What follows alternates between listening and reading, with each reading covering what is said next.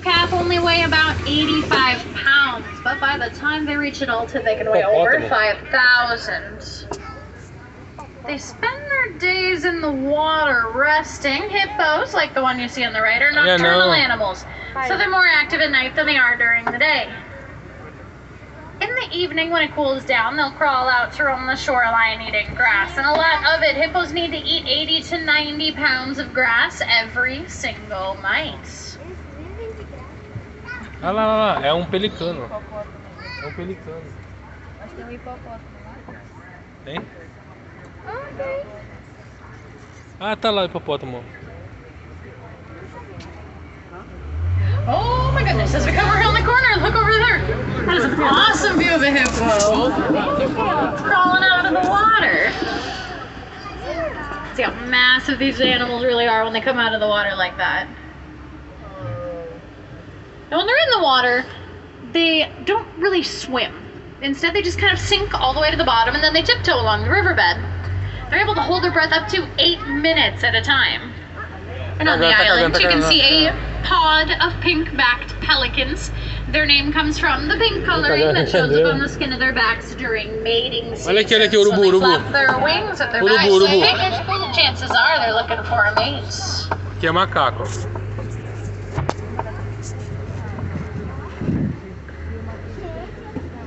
Urubu se secando. Olha o flamenguista aí. And we want to be kind of cautious as we make our way over this bridge. Those are Nile crocodiles underneath it. Oh my. When you see a group of crocodiles hanging out on the shore like that, we call it a bass. However, if all those same crocodiles were to go into the water, we would then call it a float. No matter what you call it, they are the largest species of crocodilian in Africa. Weighing about 500 pounds, and they can grow to be 16 feet in length. Now that said, people don't realize what amazing parents they are. Both the male and female Nile crocodiles will take turns rolling their eggs around in their mouths. This encourages the little ones to hatch. Now we are going to leave the forest and the river behind and head on over to the savannah. Savana agora.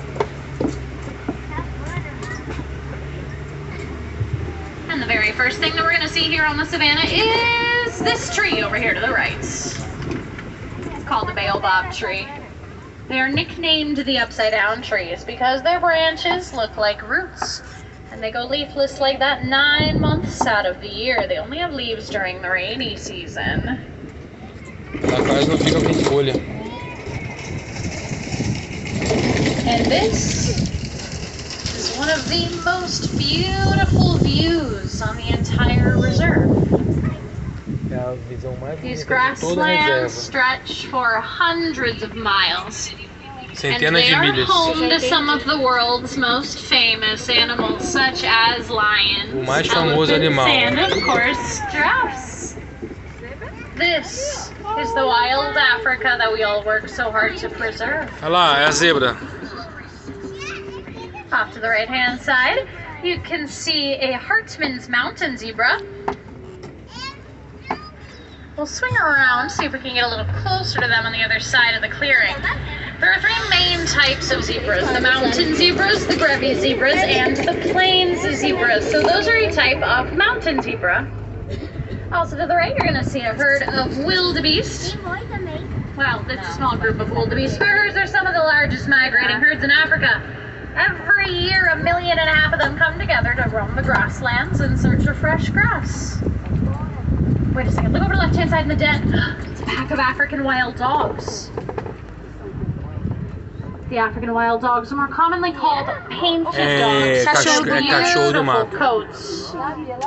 Cachorro do mato. I'll be the first to admit, they look cute and fluffy when they're sleeping, but trust me, these aren't the type of dogs you want to take home with you. They are the most successful predators in Africa. 90% of their hunts are Olha aqui successful. o gnu. It's all about teamwork. They work together as a pack to chase their prey. And off to the left in the clearing are the sable antelope. The sable antelope are the official emblem of the Harambe Wildlife Reserve. They're very brave. They won't necessarily run from predators. A lot of times, the sables will stay and fight if that's what it takes to protect the herd. They're one of the few types of antelope known to stand up to lions and win. Here, we're swinging around to the other side of this herd of wildebeest. Now, their name in Afrikaans, wildebeest, means wild beast. Just like it sounds, it was thought that they looked very menacing. If you ever hear of a gnu, though, G-N-U, that comes from the grunting noise that they make. It sounds like meow meow. So that is another name for the wildebeest, gnu. Mil. E eu pensando que você quer um bicho. Here we can see the zebras again off to the right-hand side. You can see what's thought to be their best form of camouflage. With those stripes, they don't really blend in with the green of the grass around them, but they blend in with each other. So it's thought that when they stand close together like that, predators can't tell where one zebra ends and the next begins, so they're less likely to go after any of them. As we turn this corner up ahead on the right, you're going to see some teeny tiny little cream-colored antelope called springbok. Fully grown at 3 feet tall, but don't let their size deceive you. What they lack in height, they make up for in speed. Springbok can reach 50 to 60 miles per hour, which makes them one of the top 10 fastest land mammals in the world. The only thing faster in the savannah is a cheetah. You can also see some Ankoli cattle up to the right with those massive horns, as well as some Maasai giraffes. We can tell they are Maasai giraffes because of the dark, irregular pattern to their coats. They're one of several different subspecies of giraffes. They all look a little bit different.